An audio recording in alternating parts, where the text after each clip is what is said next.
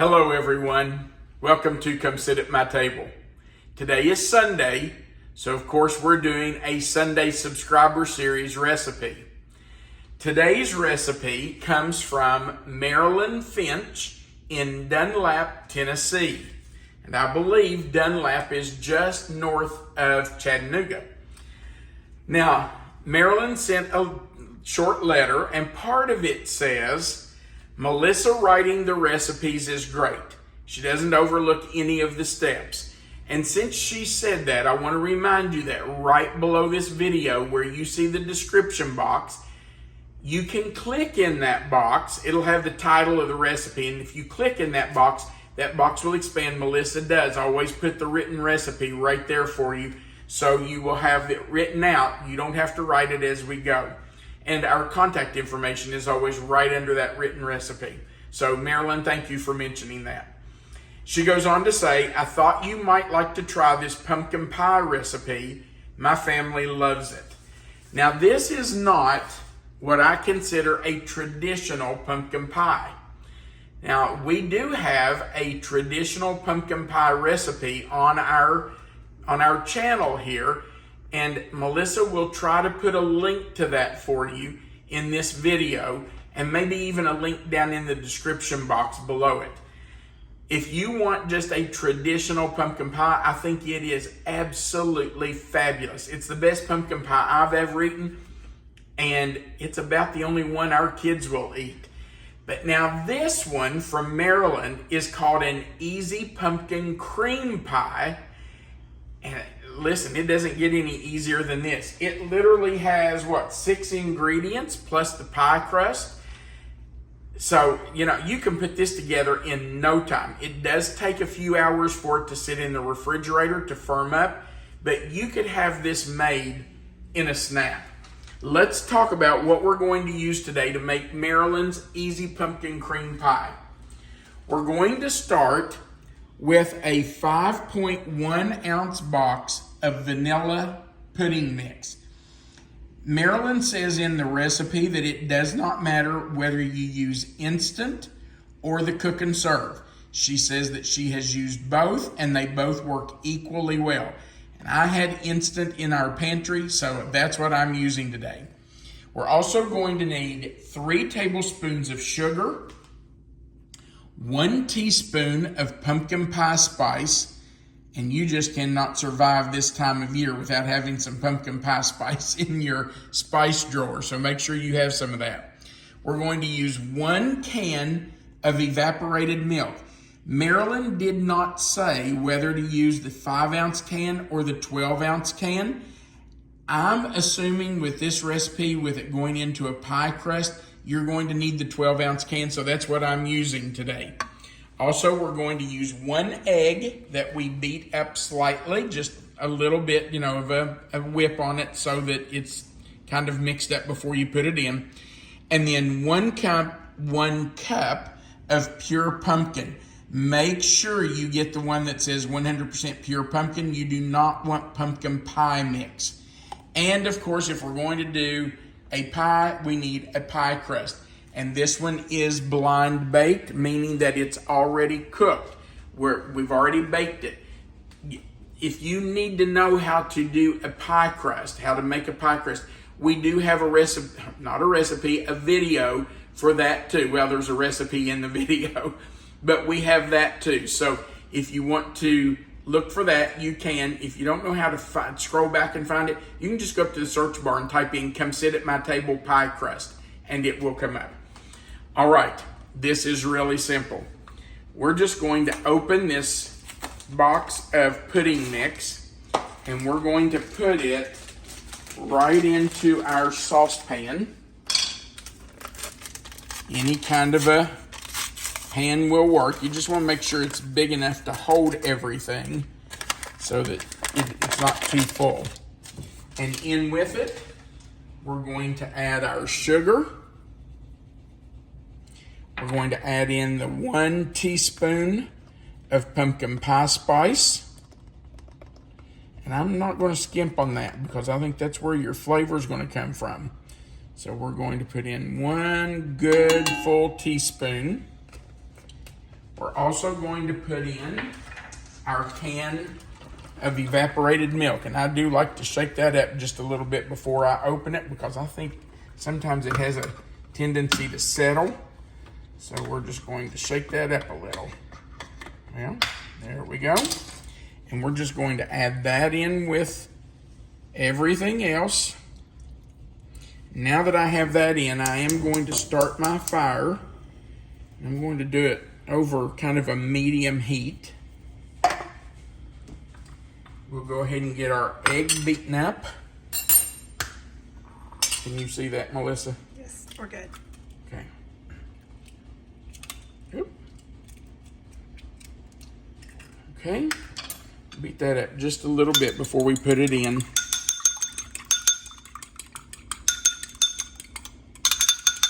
Sorry about the noise, but we're in a kitchen. Kitchens are not quiet places, are they? They're not a library. No. I am not a librarian. Ooh, that's one job I couldn't do. Well, actually, if I could just sit and read to the kids all day, I could do that. That's the fun part. That's the really fun part. I have a feeling there's a lot of things that aren't so fun behind the scenes. You think after 20-some years in a public elementary school? The librarian hated shelving the books. Yeah. That was her least favorite part. Yeah. Oh, she hated that, didn't she? I get it. Yeah. That would not be very interesting or exciting. That's not exciting at all. Who wants to spend hours putting books back on the shelf? Not me. Okay. But kitchens are noisy, you know? It's just part of it.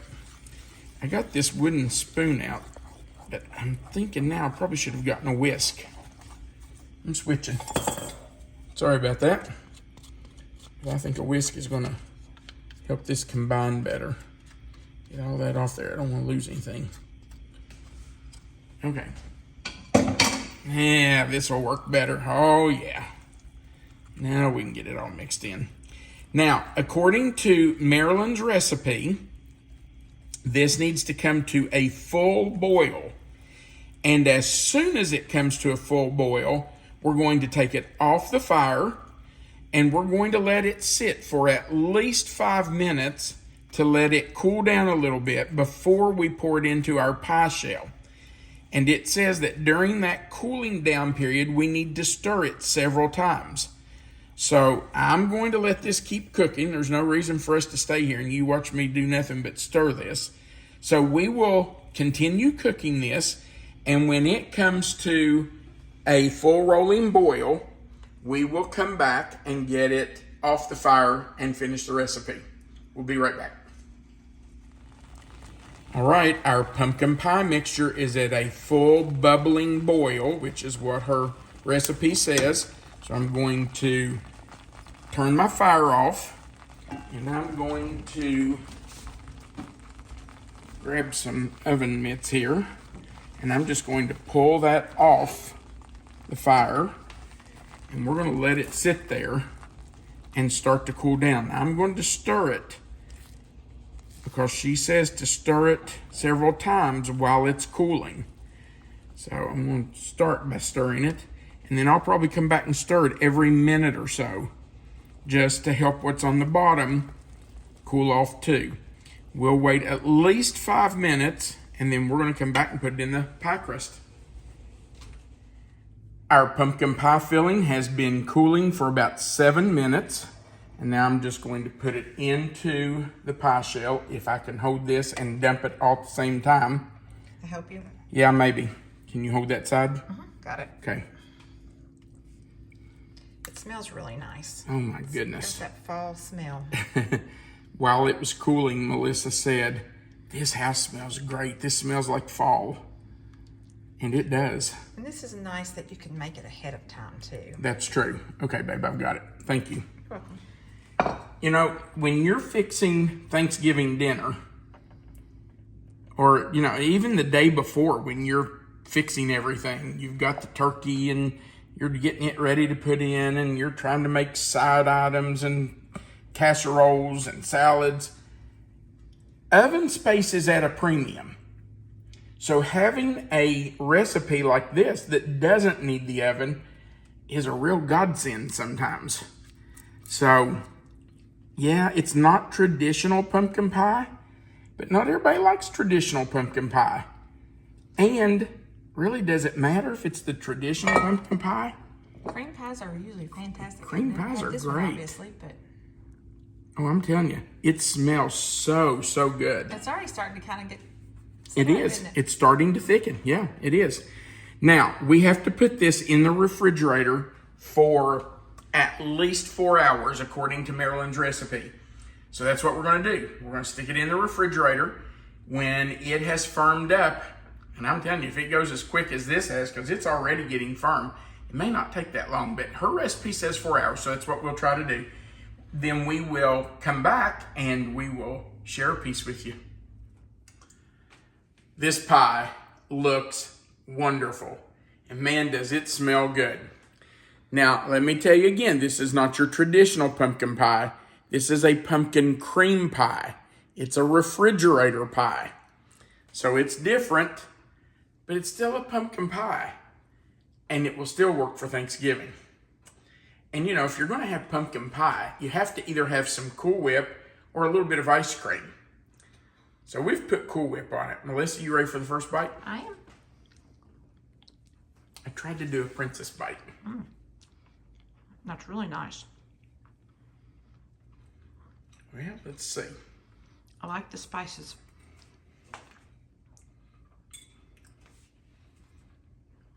That's very good. That is really good. It's not overwhelmingly pumpkin. Right. I mean, if somebody tasted it and didn't see it, they would know it was pumpkin. But it's not really strong. I really like that. I do too.